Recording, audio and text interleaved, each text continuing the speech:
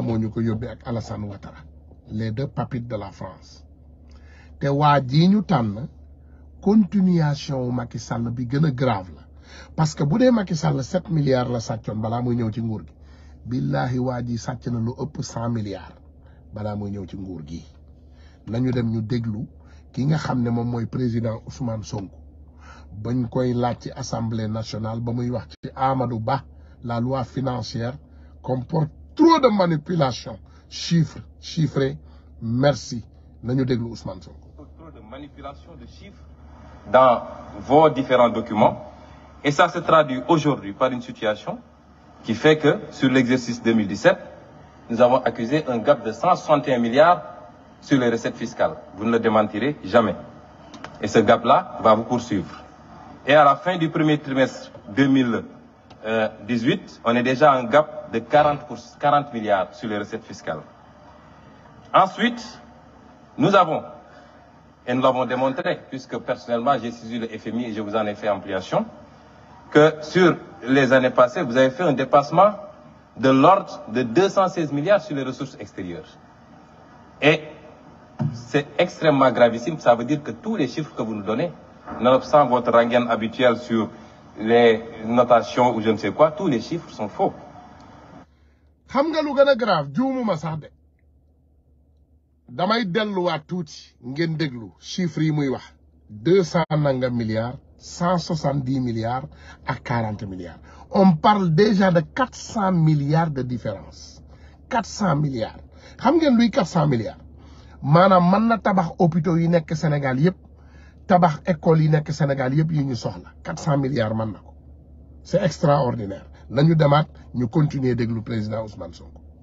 Et voilà les causes de la difficulté de trésorerie malgré les dénégations.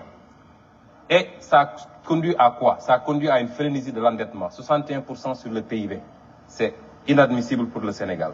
Parlons des eurobonds, 100 milliards en 2009, 250 milliards en 2011, 250 milliards en 2014, 660 milliards en 2017 et 1184 milliards aujourd'hui. Et vous nous dites que vous n'avez pas de difficulté. Pourquoi cette frénésie de l'endettement? Pourquoi, dans le cadre de cette loi de finances-là, vous êtes encore dans cette dynamique de créer toujours et encore des taxes? Mais si on examine les 3 taxes que vous créez, prenons la première, la taxe spéciale du secteur des télécommunications. Elle vient remplacer une autre taxe de la même nature qui a été votée ici il n'y a même pas un an, en 2017. Qu'est-ce que vous avez changé? Puisque vous n'osez pas affronter les multinationales de télécommunications, vous leur donnez la possibilité de déclarer trimestriellement, ce qui est une violation de l'égalité des contribuables devant la loi. Parce qu'en matière de TVA,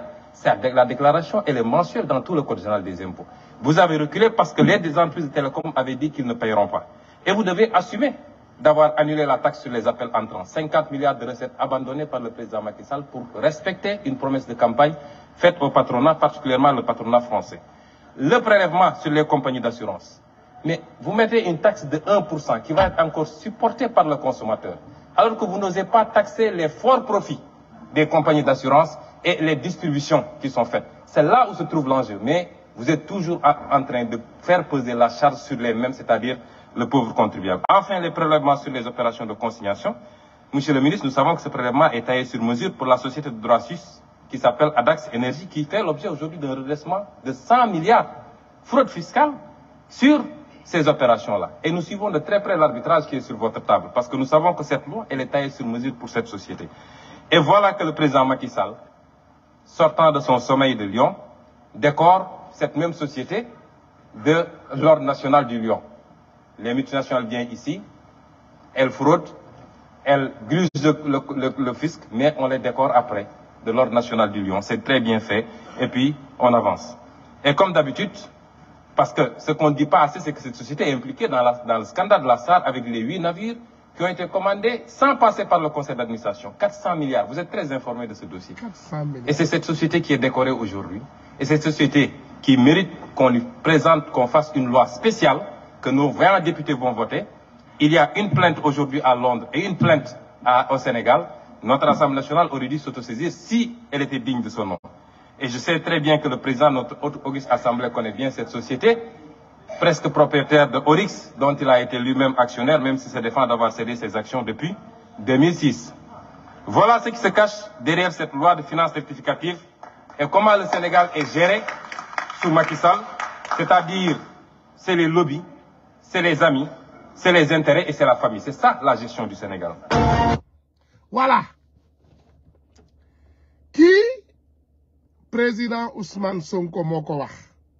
cangul layamewul ken porté wu ko plainte limu wax yeb leer na te mi ngi ko waxee assemblée nationale bu Sénégal te kenn indiwul démenti pour weddi limu wax te ci mennam waji sante Bami la ko wax judd 1961 te dëkk Parcelles Assainies te dëkk ci këru 2 milliards wala 3 milliards billahi wallahi boo duggee ci kër waji sante Ba da ngay bàyyi àddina keroog laa fa gis bim fa dugalee sëñ Abdou Karim Mbacké te waji sante Lo te wane bagaasam yi ci internet bi doon ko filmer muy génn ascenseur man dama tiit man j'ai eu peur. Ça m'a toujours frappé sur la tête. On a les vidéos, mais ça, ce n'est qu'un lancement. Et on va continuer à faire savoir aux Sénégalais quelle est cette personnalité. Waxuma la 2% waaye Sénégalais yi ñi jot a xam kii ba pare 1% sax mënu koo am ci ay élection waxatuma la ak 2. te loolu mën naa leen koo firndeel déjà boo leen demee ci fii nga xam ne moom mooy Parcelles Assainies muy fiefam. Dinaa leen jox déjà résultat élection yi dinaa leen jox résultat élection yi man bokk naa ci sénégalais yi nga xam ne gëm naa ne xëy na kii Macky Sall daf ko fi indi rek pour assassiner ko xëy na Macky Sall yabul sénégalais yabel boo xam ne dafa indi fii kii pour fan ko parce que li may gis ci suba ba léegi ay nit di ma ko bindal ñu ne ma grand kii Macky Sall ci boppam gëmu ko daf ko indi rek pour gaaw koo rey man leen et j'espère que c'est le cas parce que bandi moom jël ko indilaat ñu ko ci réew mi ñu toll voilà mi ngi nii je vois ñu ne Amadou Ba a même piégé Macky Sall ñu ne Ronaldo transforme son hôtel voilà nañu dem Amadou Ba n'est pas le candidat de Macky Sall c'est malgré lui que ceux qui savent de quoi je parle ñu ne Amadou Ba a acheté tout le régime en sachant que Macky Sall n'est pas avec lui. Légui, dama bëgg doomu sénégalais yi ngeen bàyyi wat xel amna Amia Nouridine El Bachir mu ne Amadou Ba c'est le Bazoum du Sénégal en téléchargement. Il est révolu le temps où imposer au peuple un président choisi par son prédécesseur en empêchant les autres candidats de conquérir. Dafa am benn Nigérien bu ma masa woo bi mu dégloo Macky Sall wax joxe discours am boobu ne du nekk du def troisième candidature mu ne demal nga xool li ko Bazoum bindal Bazoum moo ko njëkk félicité mu ne ko sage décision gis nga Bazoum moomu moom moo tànnoon président Niger bii fa jóge ki nga xam ne tey moom moo jógee Niger ki fa nekk nii mooy Bazoum mais kële beneen président bi waaye nañu ñëwaat ki ko tànnoon donc Amadou Ba moom mooy ki nga xam ne Sénégal yëpp xam nañu ne Macky Sall moo ko tànn pour lan pour continuer sàcc alalu Sénégal bi pour ñu mën a continuer triande sénégalais yi nelawal suñu xel yi pour ñu mën a continuer ñu doo souffrir loo pour continuer ñoo imposer benn gouvernement boo xam ne mais sëñ bi Amadou Ba 3e mandat wu Macky Sall la Amadou Ba ak Macky Sall benn nit mi la Mohamed Youssoufou exactement Mohamed Youssoufou moo tànnoon Bazoum pour doomu aadama yi nga xam ne xamuñu te ba mu ko tànnee le candidat du peuple ki nga xam ne moom la ñëpp bëggoon l'opposant dañu fexe lépp lu ñu man pour barrer opposant boobu bu mu ñëw au pouvoir lan la réew mi mujjee mooy coup d'état bi ngeen di gis nii tey ci Niger sëñ bi amul benn sénégalais bu mën a doxal Sénégal boo xam ne di nga fa defaat beneen at ak jeunesse sénégalaise bu déterminé bii ma gis c'est pas possible amul benn sénégalais muy Amadou Ba ak Massamba Diallo ak Massamba Thiam laa ci yemale amul benn sénégalais surtout mes amis fuutanke nag ndax fuutanke moom Macky Sall yàq na seen réputation d'une manière extraordinaire man ak ni ma gëmee tukkuleer yi ak ni ma gëmee fuutanke waaye bi ma gisee fuutanke yi rangé wu ci ginnaaw Macky Sall ma ne Sénégal dinañu indil benn problème de jugement de caractère wala jugement de religion wala jugement d'ethnie parce que Macky Sall tax na man bu ma déggee fuutanke sax damay wagasaat sama tubéy ba baax ma dem toogi ne le malgré je les aime mais xam naa ne pour man Sénégal du gaaw a amaat président fuutanke ndax Macky Sall ndax ni mu ñëwee def réew mi ne da ko bandum ñu jàpp nit ñi en otage jël suñu institution yëpp teg ay fuutanke ci kaw di jàpp sénégalais yi di leen noot ak dóor boo xoolee tey fu mel ni sûreté urbaine rek Bara Sankaré un criminel connu wala nga xool DG de la police ak yeneen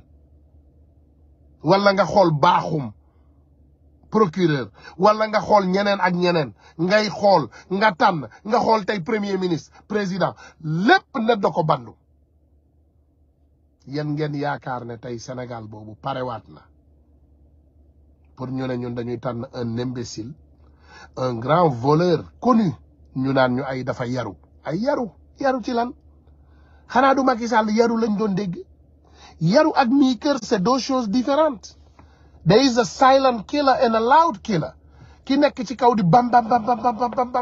ki nekk ci suuf di ko rey moo ko gën a grave xanaa xamu leen pistolet silencieux moo gën a grave pistolet bi def bruit parce que pistolet bii def bruit bu dee tëll ñëpp daw mais pistolet silencieux mën na rey 100 personnes te kenn du bouger parce que tëf lay def tëf mën na rey 100 personnes te kenn du bouger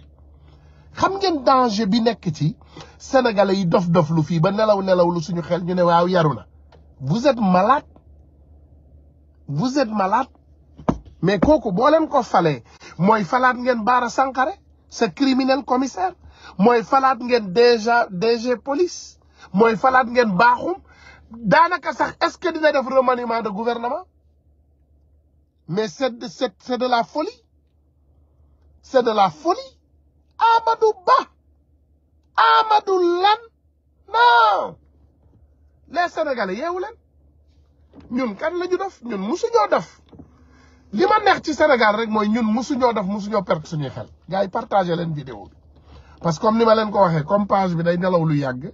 boo leen ko partagé wul du gaaw a jóg donc da ngeen koy partagé pour mu jóg parce que ñu bari dañ may ne duñu jot signal comme duñu jot kii bi quoi signal bi donc partagé leen ko massivement ban dof ngeen yaakaar ne ñun la ñu dof ba ñun ñu war a jóge ci Macky Sall ne ñun dañuy fal Amadou Ba mais ça c'est la catastrophe la plus pure de l'histoire du Sénégal loolu buñ ko defee billahi wallahi tallahi lazim ngeen defee na Sénégalais yaa ngi dee ci géej gi déedéet ci biir réew mi ci boppam la Sénégalais yi di commencé na def nii ci suuf si nga ne leen foo jëm ñu ne la Nicaragua c'est grave